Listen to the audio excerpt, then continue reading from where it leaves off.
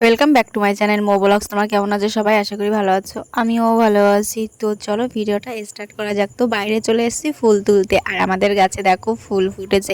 এই গাছগুলো হচ্ছে সাদা ফুল গাছ, যেগুলো এই যে ঝাঁকটালো হয় সেই ফুল গাছ। তো এই ফুল গাছগুলোয় না অনেক ফুল ধরেছে, তোমাদের একদিন দূর থেকে দেখিয়ে দেবো।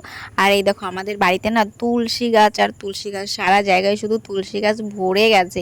অনেকে বলে তার যে তুলসী গাছ বাড়িতে থাকা নাকি ভালো, তাই আমাদের বাড়িতে তুলসী গাছ হয়েছে অনেক। তো আমরা তুলসী গাছগুলো তুলি না, যেগুলো মরে যায় সেইগুলো তুলে বাইরে ফেলে দিই, কিন্তু ওইগুলো জ্বালানোও উচিত নয়। ফুল গাছ তুলসী গাছ এইগুলো হয়তো অনেকে জ্বালায়, অনেকে জ্বালায় না, কিন্তু আমরা কিন্তু জ্বালাই না, আমরা বাইরে বা পুকুরে ফেলে দিই। আর দেখেছো এখানে ফুল গাছে ফুলও ধরেছে। আর এটা হচ্ছে আমাদের তুলসী মন্দির, তোমরা তো আগে সবাই দেখেছো যে আমাদের তুলসী মন্দিরটা বাইরে থাকে। আর এইখানে আমি ফুল তুলছি আজকে। আমি প্রায় ফুল তুলি প্রত্যেকদিন সকালবেলা। তো এইখানে আমি তুলসী গাছের পাশেই আমাদের এই ফুল গাছটা, তোমাদের আমি আগের ভিডিওতেও দেখিয়েছি। তো এইখানে আমি ফুল তুলে নিচ্ছি। এই ফুলগুলো বেশ বড় বড়, আর ওইগুলো হচ্ছে একটু ছোট ছোট। তো এই ছোট ফুলগুলো আমার আর তোলা হয় না, আমি বেশি করে বড়টাই তুলি, ছোটটা আর তোলা হয় না। তো ছোটটা তুলতেও ভালো লাগে না, ছোটটা গাছে যখন ফুলগুলো ফুটে থাকে তখন বেশ সুন্দরই লাগে দেখতে, আর বেশ ভালো লাগে।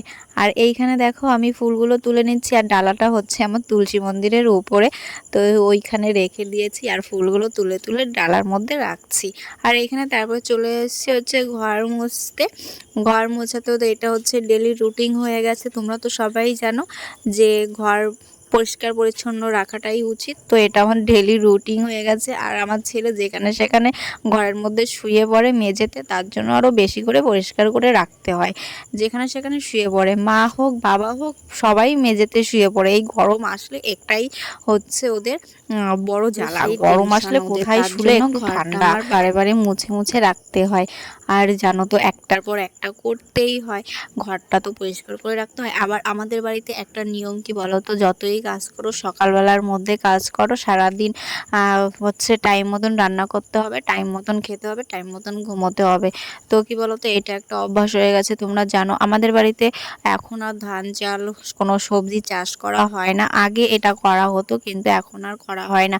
আমার শ্বশুরমশাই আগে যখন ছোট থেকে প্রচুর ছোট ছোট ছিল যখন, তখন ভীষণ কাজ করেছে ছোটবেলা থেকে।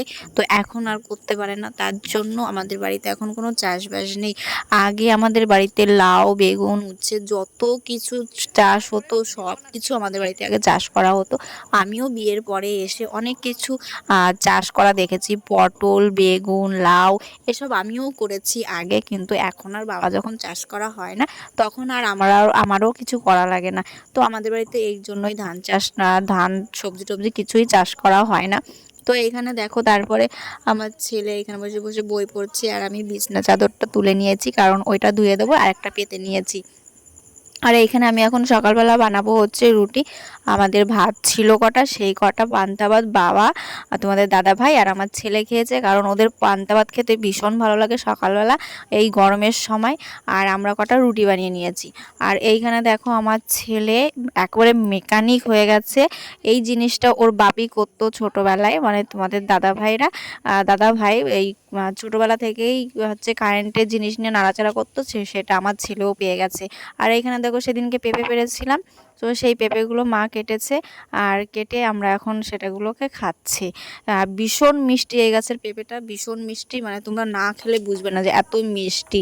তাই আমি রান্না করছি আর এখানে বসে বসে ডাইনিংয়ে খেয়ে নিচ্ছি, যে যখন কেটেছে তাড়াতাড়ি করে খেয়ে নিই।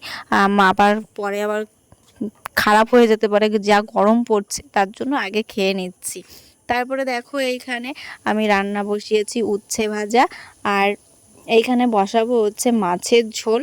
আর এইখানে ভাত তো হয়ে গেছে, আর আমি এইখানে শিলপোতোয় দেখো শিলনোড়ায় মশলাটা বেটে নিয়েছি।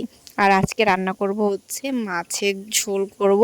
বাবা হচ্ছে মাছ এনেছে, বাটা মাছের মতন, এই যে কি মাছ আমি জানি না, হচ্ছে বাটা মাছের মতন বড় সাইজটা। আর এখানে দেখো আমার মশলা বাটা হয়ে গেছে, আর আমি রান্না টান্না করে চলে এসেছি ছাদে। আর ছাদে এসেছি আমার বিছনা চাদরটা নিতে। তো তোমরা তো দেখেছো যে আমি একটা ধুয়ে দিয়েছি আর একটা পেতেছি, তো এটা ধুয়ে দিয়েছিলাম আর তার একটা এটা এখন নিতে এসেছি, আর ওইটা বিছানো রয়েছে খাটের উপরে, পেতেছি। তো এটাকে নিতে এসেছি, আর জামা দিয়েছিলাম রোদ্রে সেটাও নিতে এসেছি। তো সারাদিনে তো তোমরা জানো অনেক ধকল যায়, যারা কাজ করে বাড়িতে সব বাড়ি প্রচুর পরিমাণে ধকল যায়।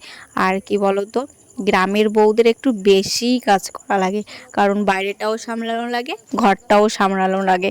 আর যদি থাকে একটা ছেলে, তাহলে তো বুঝতে পেরেছো, দুরন্ত একটা ছেলে যদি থাকে তার কতটা কাজ। আমি অনেকের শুনেছি যে গ্রামের বউরা নাকি কাজ করে না, গ্রামের বউরা নাকি একবার খায় তিনবার, একবার রেঁধে রান্না করে তিনবার খায়। তো আমি জানি না তারা কিভাবে এই সব কথাগুলো বলে। আর এইখানে দেখেছো বিকালবেলা বৃষ্টি হচ্ছিল একটু, আর এইখানে আমরা রাত্রিবেলা এখন খাওয়া দাওয়া করে ঘুমিয়ে পড়েছি। তো চলো ভিডিওটা আর বড় করছি না, ভিডিওটা যদি ভালো লাগে like comment share and subscribe করে দিও। যারা ফেসবুক থেকে দেখছো তারা ফলো করে নিও। সবাই ভালো থেকো।